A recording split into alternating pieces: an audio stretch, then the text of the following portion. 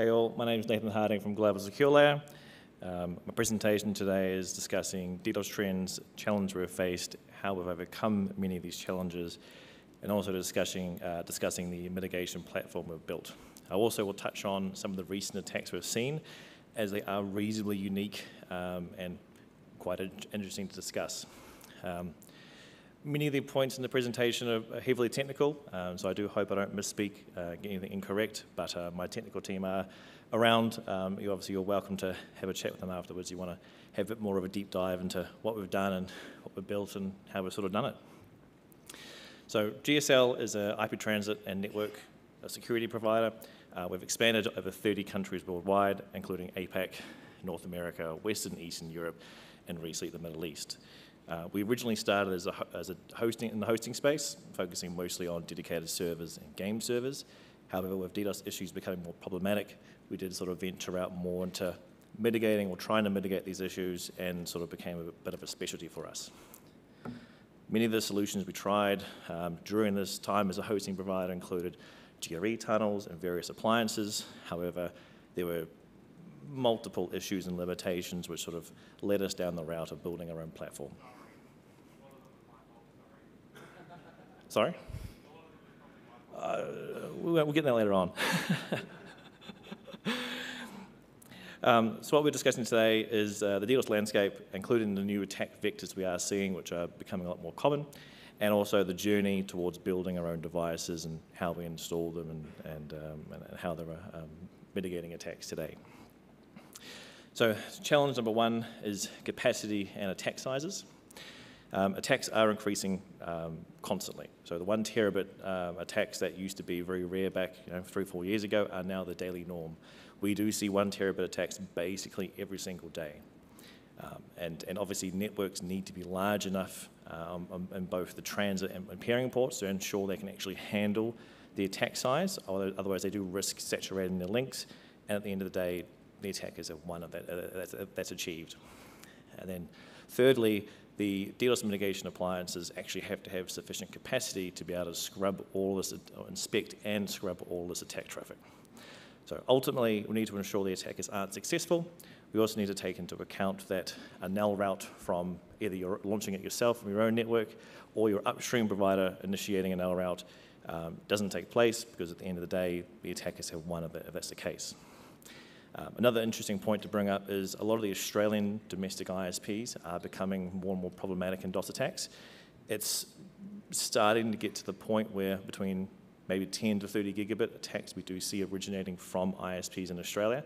Nothing significant yet, nothing like what we're seeing out of sort of APAC and some of those countries, but with NBN increasing speeds, we do sort of foresee this becoming more of a problem in the future. So obviously as attack sizes increase, we have to make sure that both scrubbing and port capacity is sufficient to be able to mitigate these attacks.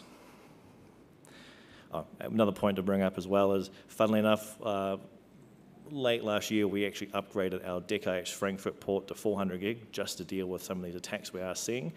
And from the attacks we've had in the last, I'd say 3 to 4 months, that 400 gig port is now starting to become saturated during attacks. And we've actually had to start looking at considering basically upgrading to 800 gig, which 4 years ago or 5 years ago, we never would have thought would be, we wouldn't have achieved that.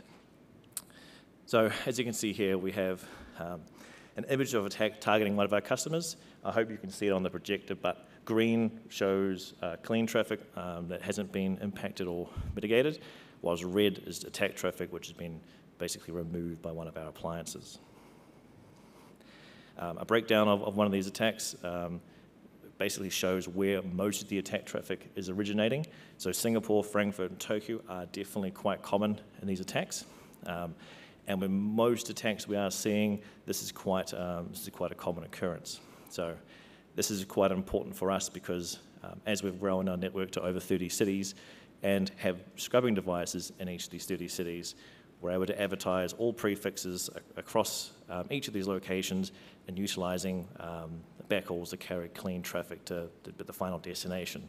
So utilising mitigation appliances across a dispersed amount of dispersed locations multiple cities worldwide, allows us to properly mitigate these issues without basically running into the port capacity issue.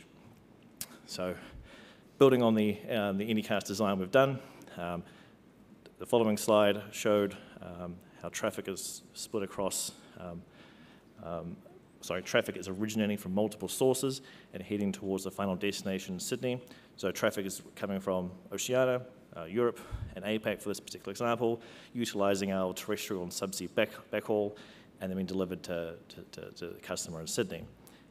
This allows us to not only carry the good traffic to the final destination through our backbone, but also remove malicious traffic at the ingress point in each of these locations.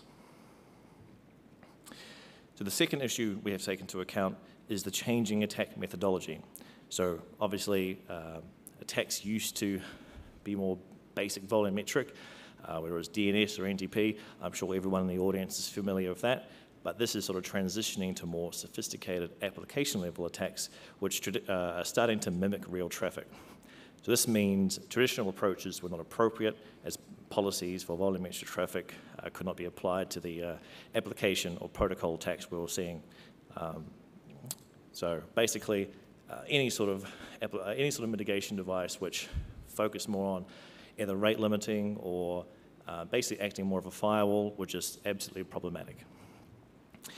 We've also noticed an increase in inter-customer attacks. So this is attack traffic originating from our customers targeting other customers within our network. This resulted in us changing our design to not only protect our border, but we had to have mitigation devices within our network as well to make sure traffic between our customers is basically not impacting the other. So this is becoming a little bit more common with the number of ISPs we're picking up. Basically, all it takes is a compromised IP camera. It might even only be sending 50 megabit of traffic, but times that by 2,000 users, that's a lot of DOS traffic to be basically going through our backhaul and reaching one of our customers. So we had to have a bit of a design rethink there, and once again, not something we sort of expect to encounter when we first began. So yeah, I'm sure everyone's here is familiar with the reflective and volumetric attacks on the left. However, the problem that we need to be focusing on these days is more the protocol attacks on the right. So these sophisticated application-level attacks are becoming far more common because they actually work. Most mitigation approaches do not correctly tackle the protocol issues because these attacks are targeting the application itself, where even 100 meg of attack traffic reaching the final destination can completely collapse the application. This is very, very common with basically replaying legitimate traffic, I should say, and having to find a solution to fix that has been one of the challenges that I know Stephen has been focusing on himself. So one way we've done this is building various application filters targeting these certain protocols, mostly because the frequency has sort of forced us to make this sort of the forefront of our DDoS design. So talking about carpet bomb attacks, nothing special now, but back in 2019 when we only first started seeing this, we had an Australian ISP and an Australian web hosting provider reach out to us because they were experiencing carpet bomb attacks. So this is a great example because the traditional approaches with DDoS mitigation appliances just didn't handle this properly. And basically it cemented our focus on moving away from using any third parties and focusing on building an in-house solution. The reason why carpet bomb attacks are so problematic is because a 1 terabit attack across a /24 is roughly 4 gig per IP address. And back in 2019, 4 gigabit, an IP address receiving 4 gigabit really didn't detect any sort of thresholds. There's no automatic mitigation, and redirects and nulling systems didn't kick in for anything that small, unless that prefix is already forced into mitigation in line. So carpet bomb attacks are now very, very common. We do see them once again on a daily basis because they are quite effective, especially with saturating port capacity. And the third issue we've faced is false positives, because at the end of the day, we as a mitigation or security provider need to ensure that we're not impacting legitimate traffic. Because if you're impacting legitimate traffic, essentially the attackers have won. Even if a single customer can't reach a website or a single game user can't join a server, the attackers have essentially won. So we tried multiple vendors, and most of them were so inflexible in their design that we basically either overblocked and impacted legitimate traffic whenever we attempted to adjust profiles or settings to new attack vectors, or it meant that too much traffic was being leaked through. So basically the goal is to not impact legitimate traffic, and the only way we could do this was basically taking our own way with an in-house device. So why an in-house device? Essentially, we needed to create a flexible product which could be used for utilizing evolving attack scenarios. We also had to take into account horizontal scale issues. As we deployed into new cities, new countries, we needed to have multiple devices in each of these cities, and obviously with being in 30 or so cities right now, it became quite a problem having to work with third parties to have a solution that not only worked well horizontally in terms technically, but also on the finance side. And the reason why an in-house appliance is also important is it removes the reliance on third-party suppliers. So that was one of the problems we had back in 2019 with the cuff bomb attacks, where we worked out a way to resolve it within a matter of days, whereas the third party couldn't implement a fix for about 6 months. It was incredibly painful to try and work with them. Their solution wasn't flexible enough from the get-go, and that was more of a design fault on their side. And we basically knew then that a third party we relied on so heavily couldn't have such a negative impact on our business. So one of the solutions we've come up with, and I'm sure Stephen would love to dig into this more with you guys if you have the time after my chat, is we built our own heuristics engine. So this was necessary to ensure that, legitimate traffic wasn't impacted, and this is because inline traffic sampling and time series detection was utilized. So a time series approach allowed for 50 milliseconds of samples of traffic to be analyzed for each address, and basically created a baseline traffic profile. When a discrepancy is detected, the appliance will craft an appropriate rule for future inspection and/or mitigation. The approach has assisted greatly with preventing any sort of false positives, because we're able to see the previous 50 milliseconds to work out whether the traffic increase is legitimate or not. So comes the second part I would love to go into. We call this solution LOBE internally. Some people like it, some people don't. But basically, the LOBE approach was necessary as our network expanded and our mitigation appliances added into each of these locations. We needed to be able to disperse attack traffic across each of these locations to ensure no single point was overwhelmed. But this created a new problem where attack traffic in a particular city, such as Los Angeles, might be 100 gigabit and easily detected by a heuristics engine. However, if a small location such as Sophia was only seeing 50 megabit, this traffic was so small that it may not trigger any preset thresholds or trigger the heuristic detection. The reason why this is problematic is that we could have 12 locations worldwide only seeing sub 100 megabit, but by the time that reaches a final destination, that can be enough to overwhelm a customer's either appliance or even their port. Each of these devices acts independently and makes decisions based on traffic. If traffic is inspecting locally, however, it will share this information with other learned devices worldwide. So in this particular example, we see here Los Angeles has detected an attack. It has worked out that a rule needs to be written to mitigate this attack. But once the rule's been written and implemented on the local device, it will push this rule to a relay server. Once that relay server receives that mitigation rule, the mitigation rule will then be pushed to each device worldwide. So you can see here, regardless of how much attack traffic a destination is seeing, whether it's nothing at all or 50 megabit, it will receive that mitigation rule. And this basically allows all mitigation appliances to scrub the full attack in unison, no matter how small the attack is, and basically sharing intelligence throughout the relay. So the next problem we had was trying to resolve the fact that what we built might be appropriate for us, but it might not be appropriate for another end user. So we wanted to create a solution that sort of provided a bit of power to everyone else that's using our solution, and basically use our network as an extension of their own. This sort of falls back into my example of third-party lock-in.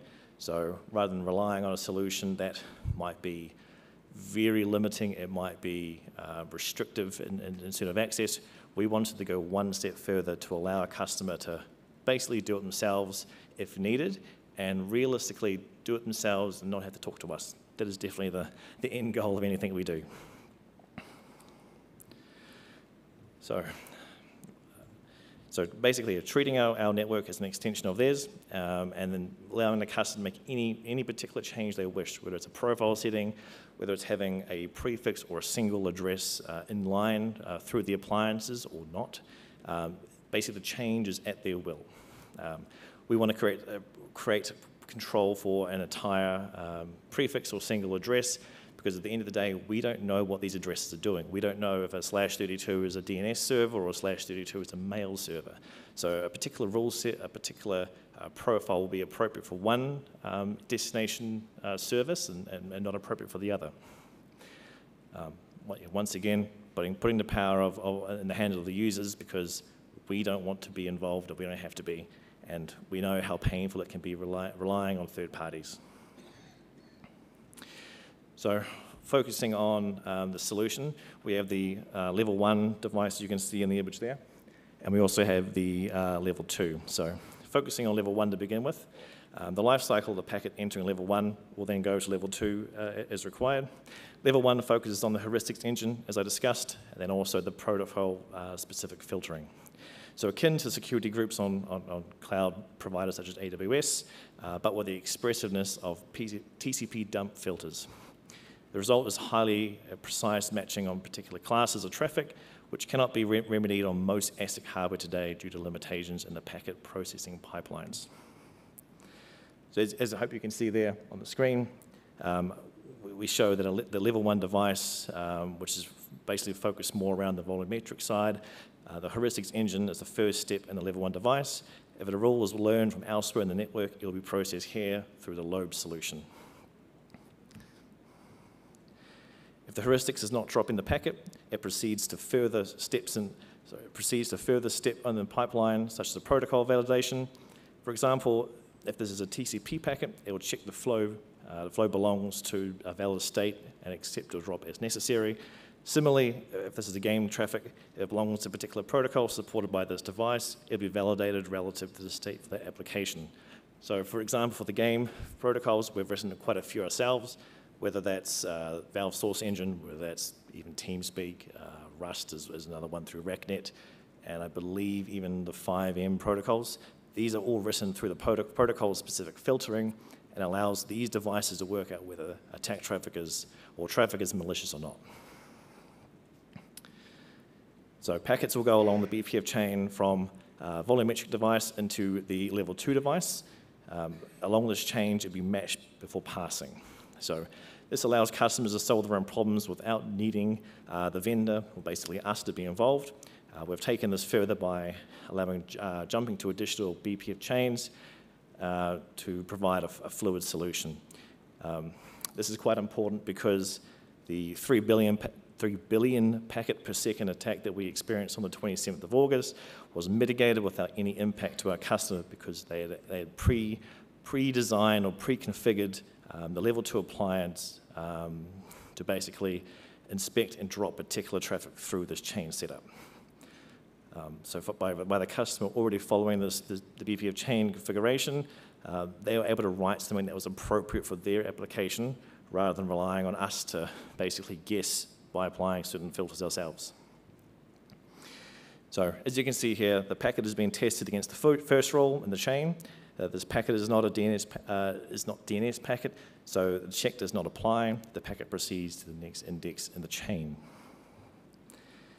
This example shows match fragmented packets, which was rate limited by the policing function in the chain. And if the packet matches the rule, in this example, the policing rule, the packet is dropped. However, if the packet didn't exceed the rate limiter defined, it will continue to follow down the chain of rules. And for those wondering about latency, sending traffic via these devices has an upper bound latency of 50 microseconds, not milliseconds, which is basically irrelevant at the end of the day, especially when a user is under attack. So the design done by one of our team members, Jesse. The creation design is purely him, which is our web platform for assessing and controlling mitigation profiles.